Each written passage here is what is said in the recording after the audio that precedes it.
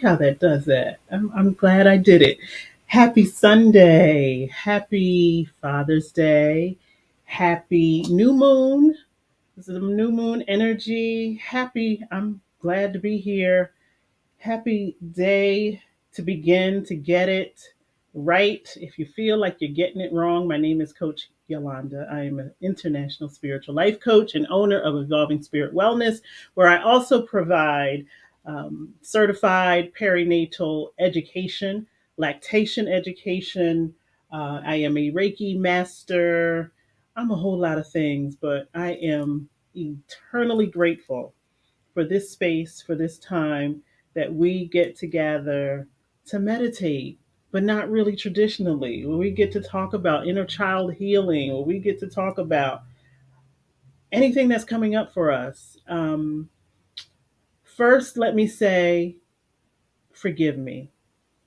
I was last week so disordered. I was trying to pay attention to so many different things. I think it was a great meditation, but I have to be honest that I was out of sorts. And so please forgive me if it felt like there was a disconnect last week. I could talk about the topic of pleasure anytime, but I felt compelled to do it again. But we're going to move on. We may revisit it in the future because pleasure shows up in all of the developmental stages. Today, we're going to talk about self expression. I was going to center it on the fathering energy, because it is Father's Day. But there's so much going on right now. It's Juneteenth. There is so much energy going on right now between the new moon, Father's Day, Juneteenth, and it's just, we're coming out of whatever that funky haze of smoke that was coming from Canada, all of that. And I think we just want to breathe. So let's start with breathing. And then we will get into self expression. If you are joining live, either on YouTube or Facebook, say hi to me in the comments so I can greet you properly. I won't bite, but I would love to acknowledge you. I know that there are those of you who come on a regular basis, and I want to acknowledge you. There are individuals who have committed to supporting this Sunday meditation financially. I want to honor you publicly. Thank you so much. It's not something that I asked for, but you absolutely felt that it was necessary to do, and I appreciate that. There are those of you who join me for office hours. You book some time. We have discussions. There are those of you who have invited me to participate in things. I'm grateful for all of it.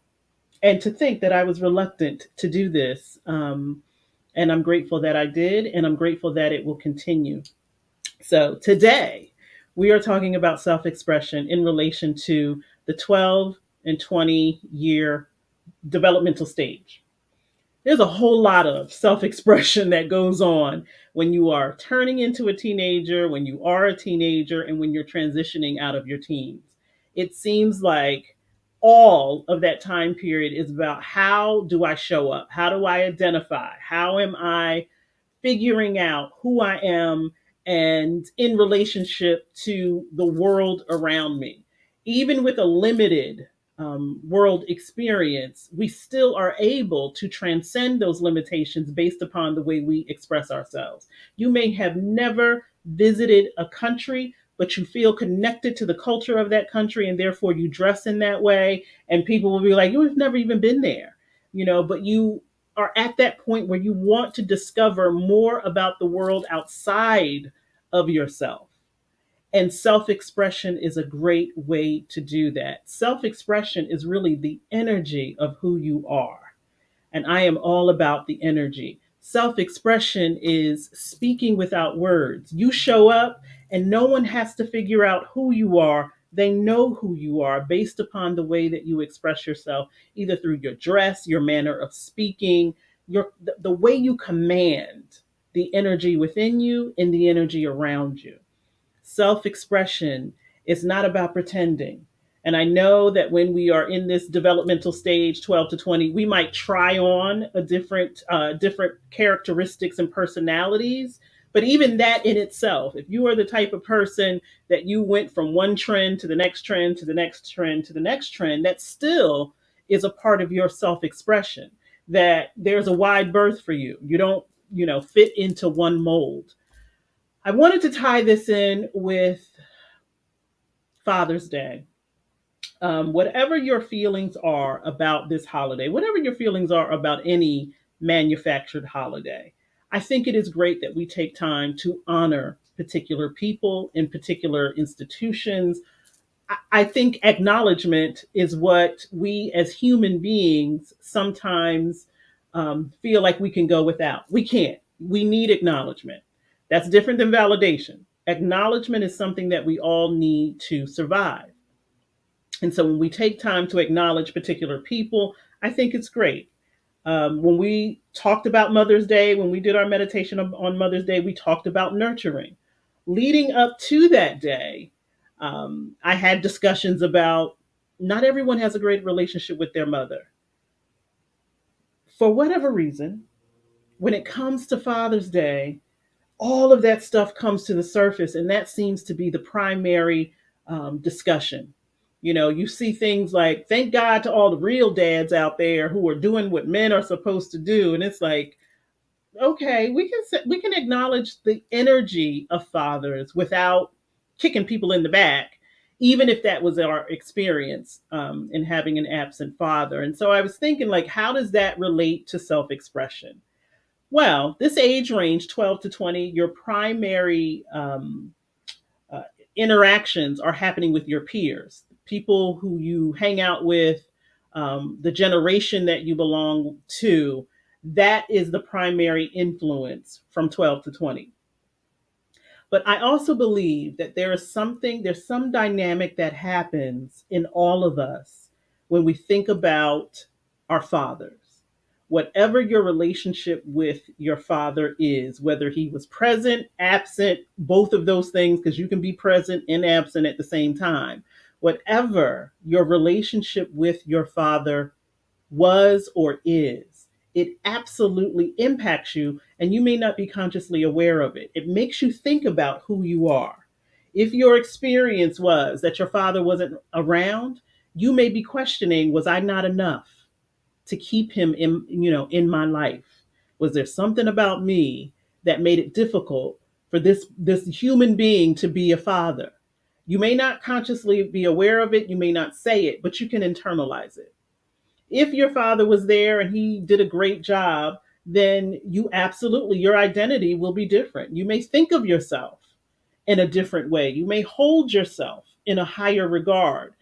Statistically, there is evidence that individuals who have great relationships with their fathers also have great romantic relationships, particularly for women that are interested in women that are, attracted to men, more often than not use that first interaction and relationship with their father in the way that they pick romantic partners. I certainly didn't know then what I know now.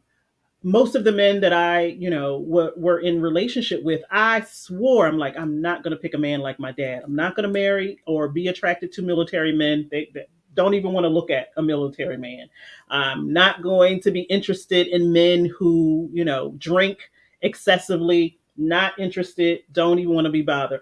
I don't ever want to be, attracted to a man that smokes, because my father was a smoker. And even with that logic, or using that type of logic in my head, I always wound up dating men that were similar in ways to my father. It's our first relationship with a man. And so, for those of us who have interesting relationships with our fathers, we have to take a look at it to see what it has done to us, what we have what we have absorbed in terms of who do I believe myself to be, and how do I express myself when I have to take a look at this relationship that I had, with my father. And identity really is about self expression. How do you identify? How do you believe that you, as a human being, a temporary human being, show up in the world? And how does that correlate with the relationship that you have with your father? We're going to discover that. We're going to talk about that. But I have to read something. Um, I had a wonderful opportunity this week to provide energy healing in different places and spaces, both privately and publicly. And I'm grateful that I get to do what I do. But I'm always, after those experiences, I'm always like, do people really understand what I did? Do people really believe in it? I'm always asking myself those questions. And when I'm looking for answers, this is where I usually go: The Healing Wisdom of Africa by Brother Maladamo Patrice Somé, who transitioned, I want to say during the pandemic, transitioned. And it's already highlighted. So I already had the answer. I just needed a refresher. As we are talking about identity today, self expression, and as I have had the experience this week, wondering if people really know what they're engaged in when they're doing energy work, or do people really have a clear definition of what spirituality is and some of the practices of spirituality? And Brother Some has some information about that, particularly when it comes to the Western world and identity. And it's so juicy. Um, when it comes to healing, identity, and community, what is it that urges people there's this urge for healing. Right now, healing is a popular topic. People are burning sage, people are buying crystals, people are wearing crystals, people are doing all manner of things in an effort to heal themselves. Why is there this focus? Brother Some says, my sense is that the West need for healing is rooted in crises of personal identity and purpose. Whether they are raised in indigenous or more modern culture, there are two things that people crave: the full realization of their innate gifts, and to have those gifts approved, acknowledged, and confirmed. There are countless people in the West whose efforts are sadly wasted because they have no means of expressing their unique genius. In the psyches of such people, there is an inner power and authority that fails to shine because the world around them is blind to it. And because we have read and done things from this book before, you may be familiar with the indigenous practices that Brother Some talks about in terms of when a baby is coming into the world, and the entire community and village surrounds the birthing person with love and anticipation of the gifts that that baby is bringing. That is the focus. Like, we know this child is coming with great gifts. And what he is saying here is, in the West, meaning in our culture, our gifts are often ignored or not acknowledged or sadly wasted. And when that happens, you just have this innate ability to heal it. So if you were not acknowledged, if you were not poured into, if you weren't approved and confirmed, certainly by the time you were 12 to 20, you're going to be searching for that your whole life. We love to say, I don't need people to approve of me. Yes, we do. Not validate, but approve. It's something that's within us as humans. We love to be acknowledged, and there's nothing wrong with that. I don't know why we have this idea that we can get by without the acknowledgement or the connection of other people. You can't, and you shouldn't want to. Why would you not want to be connected to people? I know if you take a look outdoors and see what's going on in the world, you might think, I don't want to be connected with any of those people. But that is also a crisis of identity because we are humans. And so if you're looking at other humans as something that you want to avoid, then what are you saying about yourself? I shall continue. A crisis of identity and purpose is an inner burning that is rarely extinguished by a visit to a career planning office, by graduation from a prestigious school, or even by years in a successful career. It is a hollowness, a void that threatens to erase meaning in everything people do. This hollowness is reflected in the attraction of indigenous rituals for many Westerners.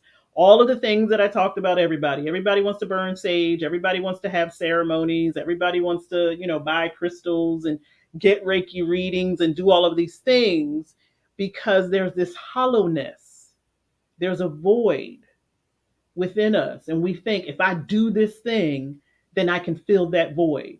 If I do this thing, and if you think that that's what's going to happen, then you're going to be doing the things and doing the things and doing the things and going from this person to this ceremony to that ceremony. And let me try this, let me try that, let me wear this, let me wear that. You're going to keep trying to fill that hollowness because you think it's the ritual that's going to change everything for you.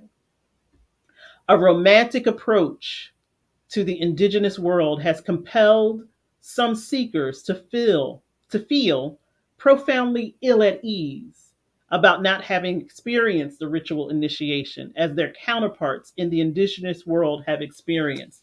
And so there is this romanticized thing that goes on with indigenous rituals. Oh, you know, Native people do this, so let me do it. And then maybe I'll be able to identify or express myself in the way that they do. If you think it's about the ritual, then you're going to continue to feel hollow. Your self identity, your self expression has to be created internally. It can be supported by the rituals and the habits and the practices that we engage in. But if it's not an internal connection, if there's not some integration in who you are and you can't really connect internally, I don't care how many rituals you attend. I don't care how many books you read. I don't care how many seminars, conferences, and trips to Bali you make. If you don't have that internal thing going on, then you're just playing. You're pretending. Surrounding yourself with things is nothing like creating that thing within you and reconnecting to the thing that has been within you since the beginning of time. However, if no one ever told you you were a genius, then you may not believe it. And that is how self expression and identity is connected to the father energy. We love how our mothers nurture us. They feed us, they clothe us, they, rub our backs. Grandbaby girl just left here, and I just got to pour into her because that's what grandmothers do. That's what mothers do.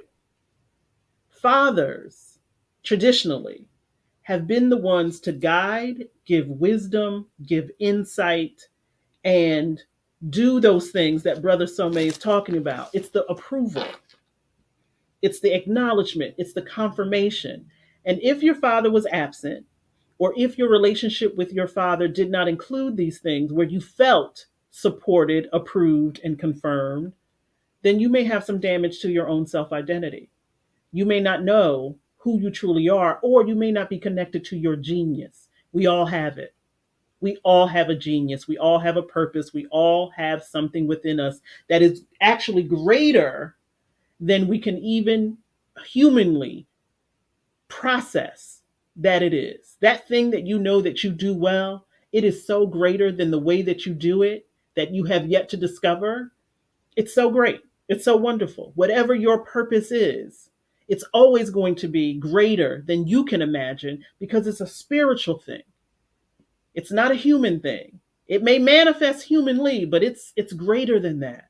But if you've never been told that, if you've never been told that you have purpose, or other people told you what your purpose is, you are here to do this, you are here to do that, or I'm going to force you into this, I'm going to force you into that, you may still have that hollowness that Brother Some talked about, that feeling of, I'm not really clear about who I am. And individuals who are not clear about who they are will question who everyone else is. Isn't that something? Whew. So your self-expression from the time you were 12, from the time you were 20, think about who poured into you, who gave you the acknowledgement that they saw something great in you. And if it was your experience that did not happen and that's something that you had to discover for yourself, do you believe it? And are you still seeking that approval? Because one thing that I know about identity is that if you are not clear about who you are, you're going to be looking for other people to tell you. based upon the way they love you, based upon the way they interact with you, based upon all of the external things that we think help us develop our identity and our purpose. It's an internal function. And so the other day, I wrote down something about identity. Grandbaby girl came in here and erased it, and I had to think about what it was that I said, and I wrote it down again. And identity that is based upon what others think is absolutely connected to this stage because, again, that 12 to 20 stage is where we are closely aligned with our peer group, closely aligned with our what's going on generationally. We look to others, see what others are doing, and it sometimes tells us what we should be doing. So your identity that is based upon what others think is connected to and accepted. That's where we feel accepted. So there are a couple of ways that shows up when you're a teenager. It's either I see myself. So maybe you were one of the weird kids, one of the art kids, one of the band kids, one of the, maybe you were in choir, maybe you were an artistic kid and you saw that in someone else. Those are your people, right? That's your tribe. So that may be who you identify with. They get me. I don't have to explain myself to this group. They accept me as I am. I see myself. The other way that we connect when we're younger, when we're teenagers, is I see the me that I'd like to be in that person. And that makes me want to connect with them. It makes me want to be around them. You're telling yourself, I'm not as cool as they are, but being around them might make me cooler. That's one of the things that we do when we're a teenager, right? We either see ourselves in other people or we see the us that we desire to be. And then there is that I could never be that, but there's something about it that I like. That's the thing, like teenage girls love the bad boys. I may not be that, but I wish I could, or that seems exciting. And so I want to identify with that, even if I never adopt that type of behavior, that type of dress. For whatever reason, I'm attracted to it. And those are all functions that happen in that 12 to 20 age range where we want to feel connection. It's what Brother Some was talking about.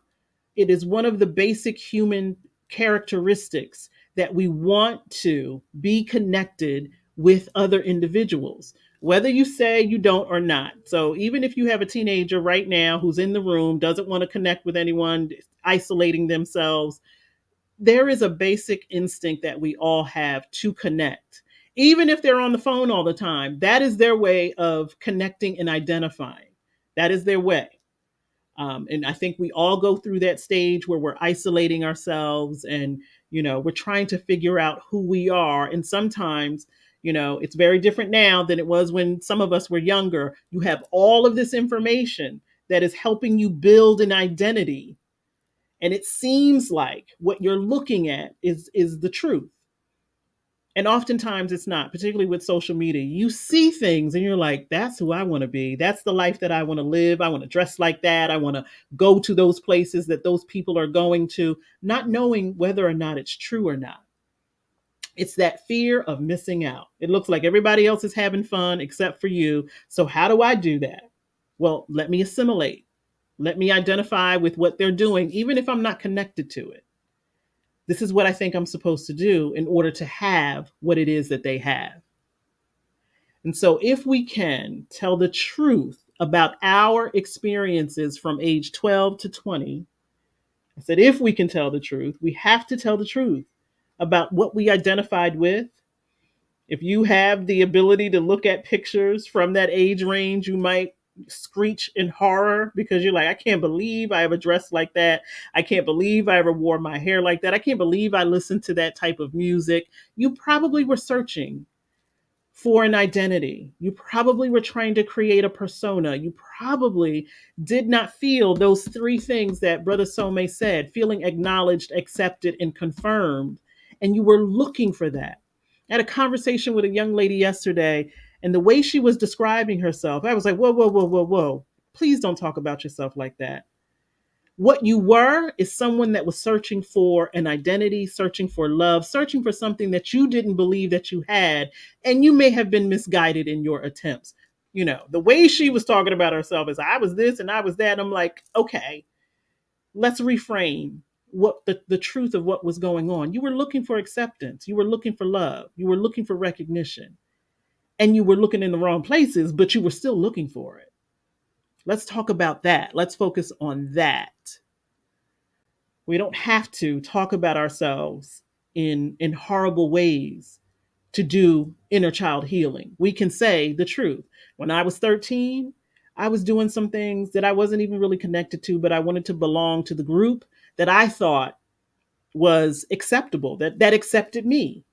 And they wanted me to do some things, to say some things, to dress a particular way. Wasn't even really connected with it. But I felt safe. I felt like I joined. I felt like someone was accepting me. And so, if it was your experience, as I said, it was not mine. I had a father who thought, that I walked on water at times, even if his behavior at times demonstrated something else. I was poured into by both of my parents, continuously telling me that I could be whatever I wanted to be. Even if I didn't believe it, they were believing in me. But that also doesn't mean that I don't have some father wounds. Yes, I was accepted. Yes, I was recognized and acknowledged, poured into. But I also learned some other things that created an unhealthy identity within me. I am a child of an alcoholic. So in my young mind, I felt like if you loved me, then maybe you would stop drinking. And if you can't do that, then maybe you don't love me in the way that I think you should. That's how young people think. So, growing up with a parent that had an active addiction to alcohol absolutely damaged my identity and my self expression. I was angry and didn't know who I was angry with and didn't know how to express that anger. So that's why I dressed the way that I dressed at times. I, thought that I wasn't enough to have him be the gentle parent that I needed him to be all of the time. And so there was a lot of anger and distrust between the two of us. And even though he poured into me, there still was that aspect of our relationship that just wasn't healthy because of his addiction. And so he was shut down emotionally, so I'm a shut down emotionally. And if you're shut down emotionally, you absolutely are thinking different things about yourself. The way that you express yourself is different. Remember, I said self expression is not even you speaking, it's how you show up. And whew, I met people this week who believe that they are showing up one way, but energetically, there's a whole lot of other stuff going on. You can feel it. You can feel it and you can see it. If you've ever had the experience of interacting with someone who there's no life in their eyes, even though they're smiling, even though they're engaging in conversation and there's interactions going on, like you look in their eyes and there's no light. There's absolutely no light. That's identity. That's something going on in here that may not be fully expressed through language and behavior, but you can see it. And you can feel it. Energetically, you can feel it. And maybe you had the experience where in that 12 to 20 age range, you always felt like you had to be perfect. Everything had to be perfect or it wasn't accepted. You may also have the experience of continuing to be a people pleaser and perfectionist. If you make a mistake, it's like the end of the world. That absolutely affects how you think about yourself, the language that you use when you're talking about yourself. And don't forget the reason that our scroll is blue, because this age range deals with the throat chakra, self expression, and identity created and held in this center right here. If you had the experience where you had an overbearing father, you may also have issues with expressing yourself. You may not know how to formulate things in your own mind because the only thing you heard growing up was what your father thought and what needed to happen, and you're not doing this good enough, and bop bop bop bop bop, and I need you to do it again, do it again, do it again until I'm satisfied with it. Or maybe you had one of those toxic masculine dads where you couldn't cry. There was no signs of perceived weakness. And now you have an issue with being soft and gentle. You don't ever want to seem as though you need help. We have to look back at this age range to see, how do you feel about yourself right now? How are you expressing yourself? Last week, when we talked about pleasure and how there are individuals who are uncomfortable with their own pleasure, imagine that you have the power to make yourself happy, but you didn't want to use it for whatever reason. You just thought, I can't do that. I'm not going to use my own personal power to make myself happy. I'm going to wait for somebody else to do that for me or tell me when I should be happy. Can you imagine? It's no different with self expression.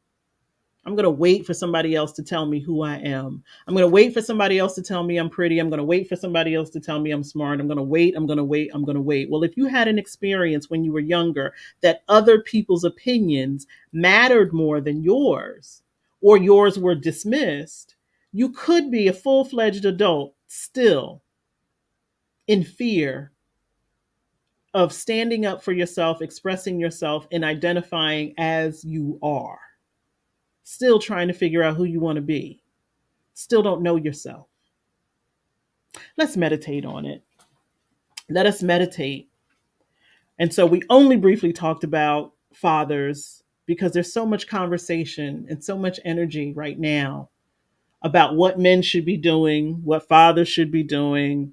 You know, I don't want to engage or contribute to the conversation that fathers aren't doing what they're supposed to be doing.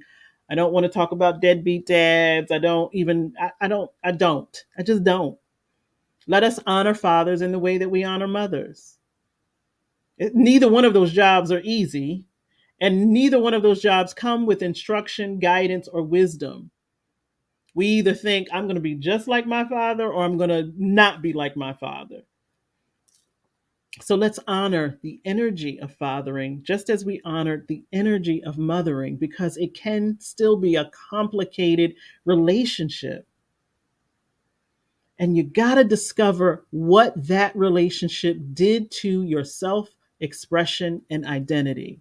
If you still hear your father's words, even if he's still living, and his language, his voice is the pervasive voice in your head, anytime you're about to do something, you have to ask yourself, why have I not created an experience for myself where I can't think for myself without hearing someone else's voice first? Doesn't mean you can't draw wisdom from your father. Absolutely. I am grateful. And there are times when I'm doing things where I'm like, what would Daniel do in this situation? Because I know that man could figure some stuff out. He might pull out some duct tape in the end of it all, but that man was going to figure out how to fix stuff, right? He was a fixer. And there are times in my life where I'm like, what would my dad do? Or I wish my dad were here to give me guidance. But his voice cannot be the pervasive voice in everything that I do. I have to make choices for myself. I can utilize his wisdom, but ultimately the decision it has to be mine. It has to come from me, and I got to be clear about it, sure about it, and not wait for acknowledgement to come from some external place. You have to know who you are. And so part of what Brother Some was saying, that this desire and urge that we all are feeling right now to heal, it's like a buzzword, healing. What type of healing do you do? Are you doing this? Are you doing that? I tried that. It didn't work for me. All of that desire is no different than the desire that was there when we were 12, 13, 16, 20. when we were trying to initially create an identity for ourselves. We're still doing it. And just like a bee to a field of flowers, going from flower to flower to flower to flower, looking to be filled up, external things are not going to fill you up. You have to do the internal work to reconnect to the genius that is within you, because we all have it. So let's start to take some deep breaths. And as we are breathing, can we let us acknowledge all of the fathering energy, whether they were your biological father, your spiritual father, the neighborhood father, the coaches, anyone who did what fathers typically do. If they were in your life, they were in your life for a reason. And if they imparted wisdom, if they made you feel accepted and safe, if you knew that in their presence you were going to be seen and heard, and it just filled your little tiny teenage heart up to know that someone that you look up to thinks the world of you. We have no idea how significant those moments are until we are without them. The acknowledgement that comes from individuals that you look up to is enough to keep you floating like a balloon. And so that is the power of fathering energy, of the father energy. And I'm going to keep saying energy because I don't want us to get caught up in, well, my biological dad was not there. You received some father energy somewhere. Somewhere, someone came along and be like, you're doing a good job. Or, I see that you're trying to do something. Can I help you? Yesterday, I'm unpacking my car for an event, and I got to make a couple of trips because of my carrier, which I call my husband. My cart is only but so big, and so I was making all of these trips, and my table fell on the sidewalk, and this brother came out of nowhere, picked it up, and I thought he was going to put it back in the cart, carried it over to the space where I was setting up. And I was like, thank you so much. And it seems like just, well, shouldn't he have done that? He didn't have to. And I wasn't expecting it, but it felt like a father energy because he didn't say anything. He didn't say, oh, you should have done this. Oh, you should have done that. He really just scooped the table up, put it down, didn't say, and didn't even stick around for a thank you or, what dads do. Just showed up, did what needed to be done, went on about his business. He probably could have been thinking in his head, this silly girl, she should have just parked closer. I didn't need any of that. He didn't give any of that. He did what needed to be done and he moved on. And I was grateful for that. So I know that each of us has had experiences of that father energy where you felt like you were seen, you were heard by somebody that you're like, I look up to you and I'm grateful. I don't know who that was for you in your life. If it were your own actual biological father, then blessings to you. You received something beautiful. But we all have received that energy from someone in our lives. Please don't start telling the horrible tale that no one was ever there for you. There may have been individuals who were there for you that you don't even know about. Situations that would have never happened if someone didn't move in a particular way, and then you were the beneficiary of it. So let's honor the spirit and the energy of fathering, even if you have your own complicated relationship with yourself as a father. Honor the energy that is created when individuals step into that role, whether biologically, energetically, spiritually, mentally, emotionally. We say thank you to all of those who have gone before us, who endured innumerable sacrifices on our behalf that we may never know about, that we may never read about, that no one may even be alive to tell the tale. We thank you for all of those great fathers who have passed down their own identities that show up in us, whether we know it or not. The best parts of us, weren't created just within us. It came from another place. And so we have to honor and say thank you to that Father Spirit. And let us not forget the spiritual Father that we all have, whatever name you may identify and call that spirit by. Let it be God, let it be divine, let it be the Most High, let it be beloved Almighty.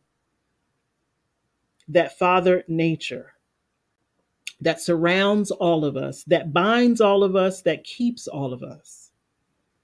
Let us acknowledge that energy.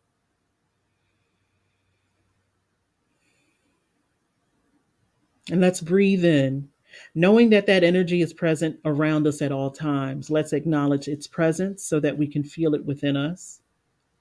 And so that we can acknowledge that characteristics of that presence are within each of us. We each have the capacity to give Father energy where you just come through, you show up, you support, you acknowledge, you recognize, you do what fathers do, and then you're not sticking around looking for, a handshake or acknowledgement. You just show up and you provide what's necessary. Step into that role, whether it has been assigned to you or not. Acknowledge when that opportunity to be a great father comes up for you. And it's not based upon gender. It's for me, it's based upon energy. When that opportunity, presents itself for you to be the father to other people, whether they be children or adults, other people. If that opportunity presents itself, may you step into that role willingly and with high regard. You don't have to give birth to someone or be part of someone's birth process to be a great father. There are hundreds of opportunities for great fathers to be created. And so we honor the energy of those who went before us and gave us something great, left us with wisdom, created pathways for us so that we don't have to clear the path for ourselves. And as we think about all of those things that were done for us, if that is not enough for you to think of yourself in a different way with high regard, then I don't know what. How are you showing up in the world? Is your genius on full display, or are you only given half, a quarter, three quarters? What are you giving? What are you expressing? What are you showing? What are you demonstrating?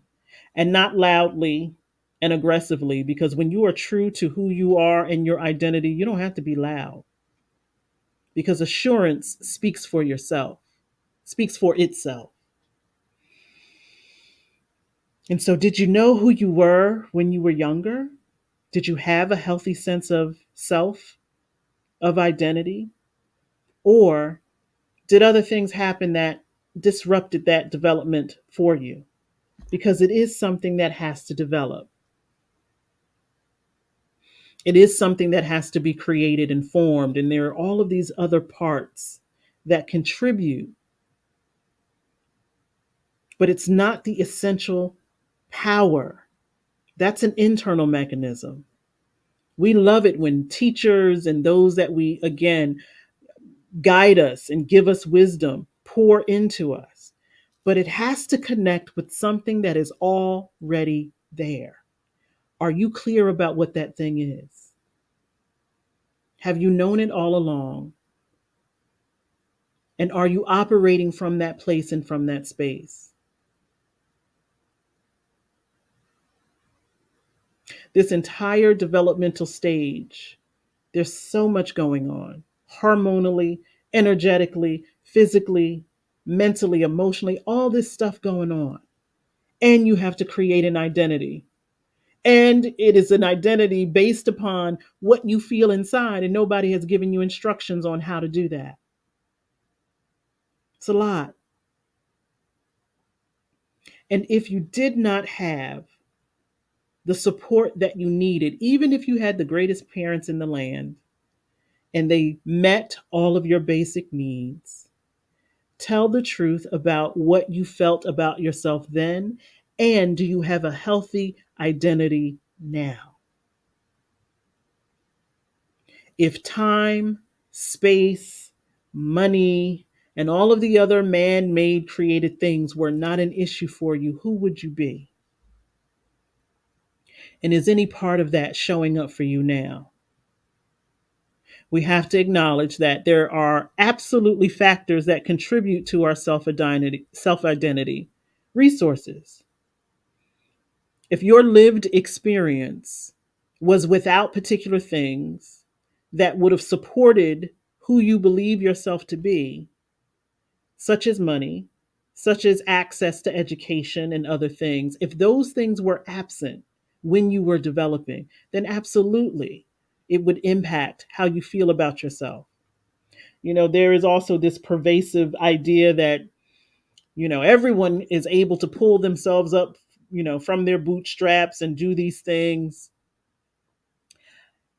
Not everyone is capable when there are particular systems in place that are designed for them not to flourish. So we have to acknowledge the privilege that comes with that type of statement. I'm a self made man, I'm a self made woman. There may be some privilege in your lived experience that others have not had access to. And so we're all searching for and hoping to create a healthy identity of who we are. We have to acknowledge if there have been things that have not been provided or that have been denied that have contributed to you not knowing who you are. Considering that this is Juneteenth weekend, and the basis of that holiday is individuals not knowing that they had been emancipated. You talk about contributing to your identity and who you are. Imagine if you had been freed from enslavement, and nobody told you, or you didn't know, or you knew, but people said, "Yeah, we're not doing that." Even though it's law, even though this is the law of the land, and a whole damn war was fought because of it, we're not participating in that. Can you imagine what that would do to your identity? And we around here now in the year of our Lord 2023 worried about what people think about us, worried about whether we wearing a bonnet to the store or not. That's what we're worried about. When individuals lived knowing that they had been emancipated but have been told, no, we're not emancipating you. We're not participating in that. Can you imagine? And we got the nerve to be worried about what people look like, how they're singing, are they singing live? So much greater things that contribute to our self identity instead of other people's opinions. Let's take a breath and think about all of the ways that we get to tap into our healthy genius that has been there since the beginning of your existence. The minute you came into physical experience, the minute you were born, it's like the entire universe said, "Now we can begin. Now we can begin." Because this being has come into full form physically, with all of this power, with all of these gifts, with all of this genius inside of them. Now we can begin. And somehow along the way, we unlearn and we lose connection to that power center. You came here with it, knowing what your purpose was. Mm. And a way of freeing yourself now is by being very, very clear about who you are, expressing yourself fully. I spoke to someone yesterday and I had to ask them, when you are sharing parts of your life with people that you feel safe with, are you telling them the full truth? They said, no, I'm not. I edit. I said, so you are editing yourself for other people's comfort. Is that what I'm hearing you say?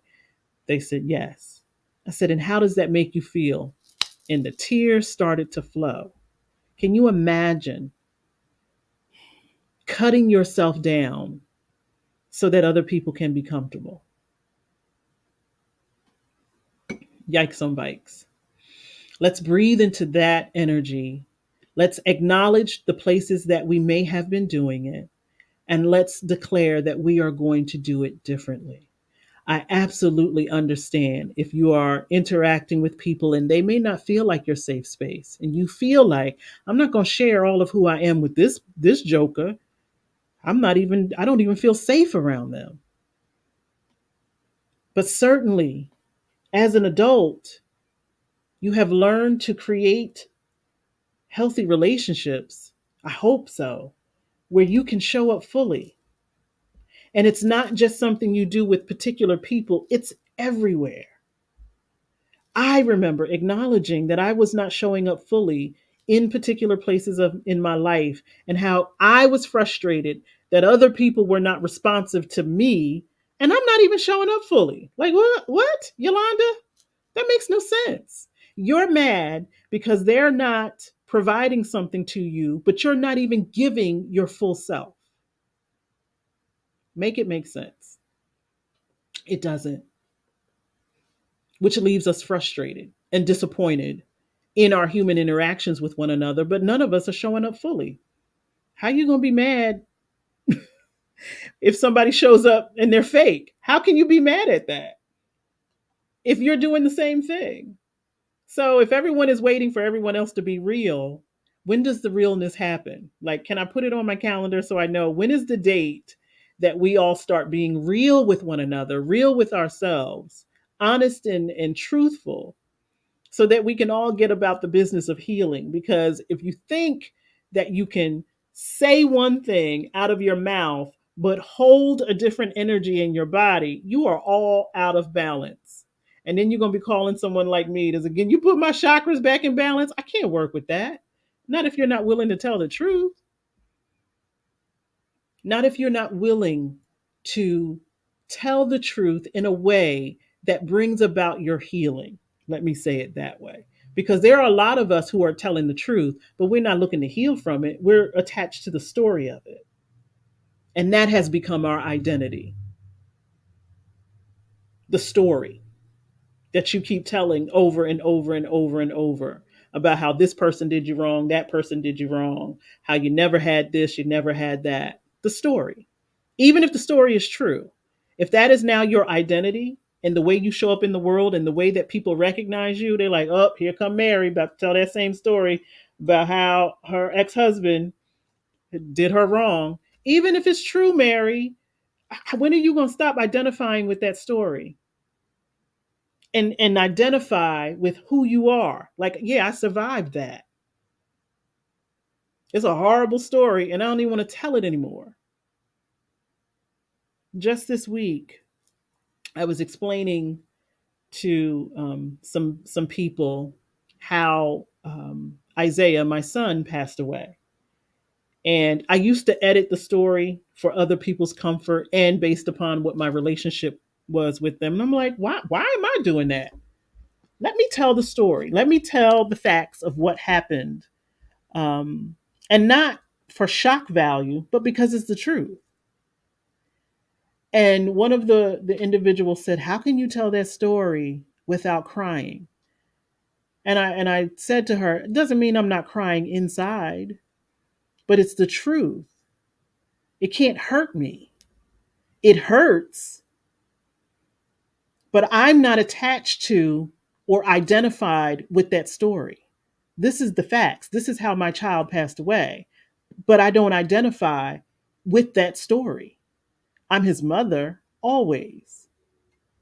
I'm grieving always, but it's not my identity. I don't walk around telling the story of how my child died because I identify with it. I tell the story because it's a cautionary tale and there is something to be learned. There's some wisdom to be gained from it. But I don't identify with the facts of his demise.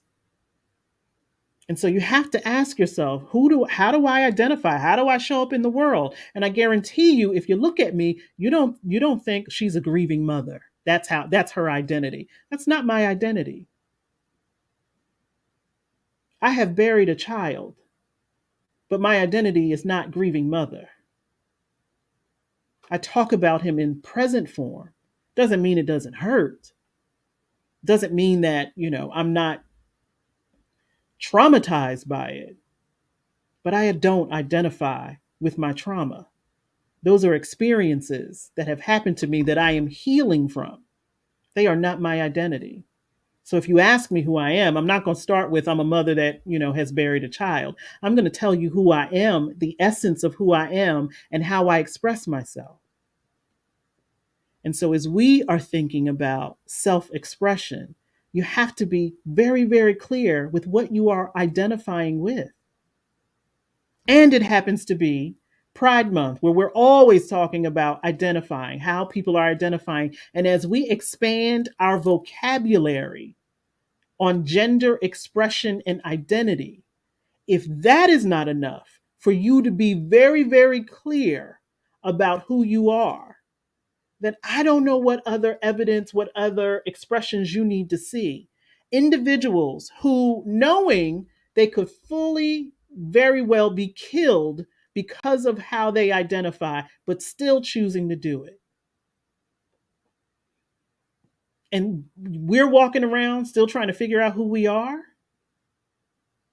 Ooh, that brings me to another point that I got to find in this book that talks about individuals who are not clear about who they are. Whew, I'm telling you, I could just read this book every single day. Another form of illness is the inability to accept or even tolerate those who are different from us. Worse, this inability encourages suspicion, fear, and resentment. Thus, it is an illness of the collective psyche when different cultures don't understand one another.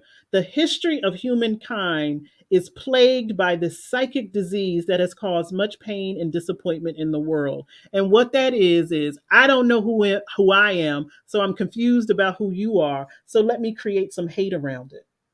Let me create some fear and resentment around who you keep telling people you are, because I'm not confident in who I am. People who know who they are not wasting their time trying to tell other people who to be. You over here living a good, self identifying life. And so if you are seeing other people who are discovering who they are, leave them alone and worry about who you are. Because if you are clear about who you are, you don't have time to be worried about what other people are doing, whether it's in their bedroom, in the boardroom, or any other place. Be clear about who you are and how you identify and how you express yourself.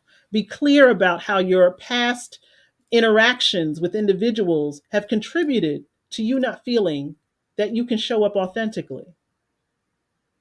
When you are sure about who you are, you're not wasting time trying to hurt other people and tell them they don't have the right to feel how they feel about themselves, to call themselves whatever they want to call themselves. What business is it of yours?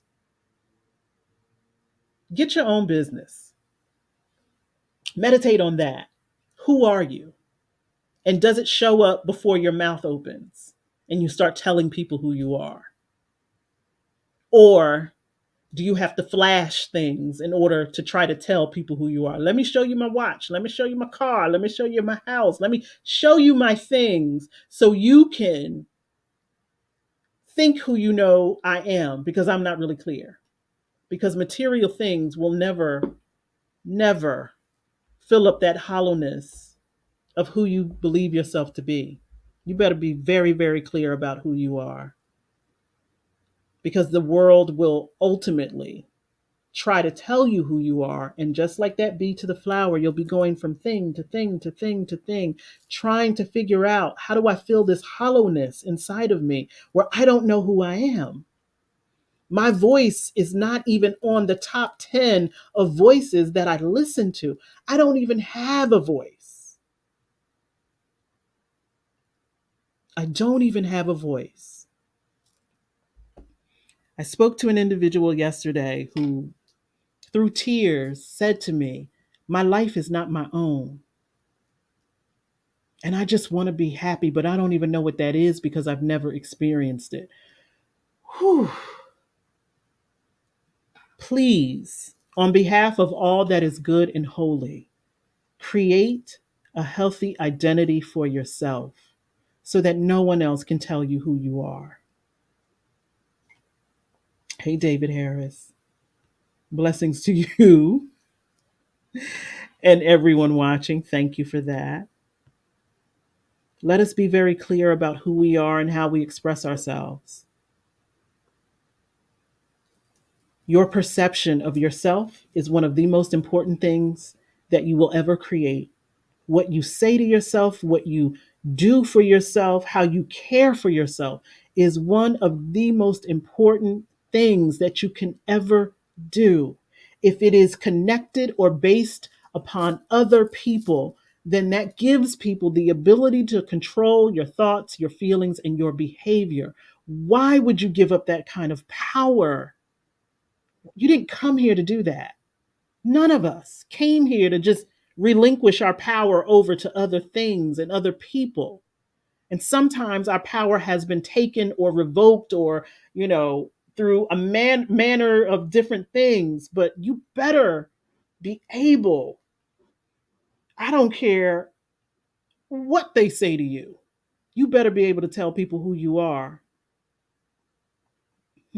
It brings to mind that scene in Roots when they were attempting to get Kunta Kinte to identify with this new name, and and he's like, "I know who I am." You know what they had to go through to break him, and he still was like, "All right, I'm gonna give it to y'all because you're about to kill me, but I know it. I know who I am." Consistently speaking who you are is always going to set you right internally. The minute you betray yourself and identify with anything that you are not connected to, I don't know what to tell you. I know how challenging it can be for a young person to develop that healthy sense of identity. And those of us who are right now in positions where we know we can pour into young minds, you better recognize how serious that is. Because what you are pouring in will stay in and it will affect them in ways that you may not even see, but the world is going to see it. Doesn't matter how young they are, we're absorbing energy all of the time. Please, if you are in a position, and we all are, to pour into, accept, acknowledge greatness in another being, please do so. Let's start doing that for one another. The genius in me sees the genius in you, and let's start acknowledging it. As always, if you would like to further this discussion, you can do so by scheduling some office hours with me. I'd love, love, love to talk to individuals one on one. And what is happening with a lot of these discussions are questions are being formulated. And I have the realization that these are not just questions that this person has. These may be questions that a lot of us have. And so I'm trying to put them all together, the question, the answer, without, revealing who asked the question. But I have some really great discussions, and I think that it would be beneficial to share that. And so continue to do so. I love when we can just talk instead of worrying about, is YouTube going to take it down because I said something that I wasn't supposed to say, or, all of those things. We can have free flowing conversation. If you go to my website and click on the office hours with me button, my calendar is there and we can have some discussions. You may have noticed that there are a lot of different things going on in terms of things that pictures and things that I'm putting up. There are going to be a lot of changes coming up. And so I thank you for your patience as things start to transition. When I know exactly what things those are, you will know. If you are not on my email list, you can also go to my website and sign up. That is another way that information will be sent out in terms of changes that are coming. I want to and have to give a shout out to the north side of Wilmington. I spent most of the day yesterday with Black Mothers in Power at their ribbon cutting ceremony in North Wilmington on Washington Street. It was absolutely beautiful, beautiful day, beautiful people. I started at 12 and I did not finish until 5:30 giving Reiki healing sessions to the individuals of that community. And it still continues. I need to continue. I need to go back. And so thank you to Black Mothers in Power and the citizens of North Wilmington. Y'all are so beautiful, and I can't wait to go back. Thank you to you again, those of you who are watching faithfully, also leaving comments on YouTube and Facebook. It gives my heart great joy to have this experience with you. And we will do it again next Sunday at 1 p.m. Eastern Standard Time. Have an amazing rest of your Sunday. If you are going to any Juneteenth celebrations, please be easy, be well, love upon people, and enjoy yourselves. I love y'all. Bye.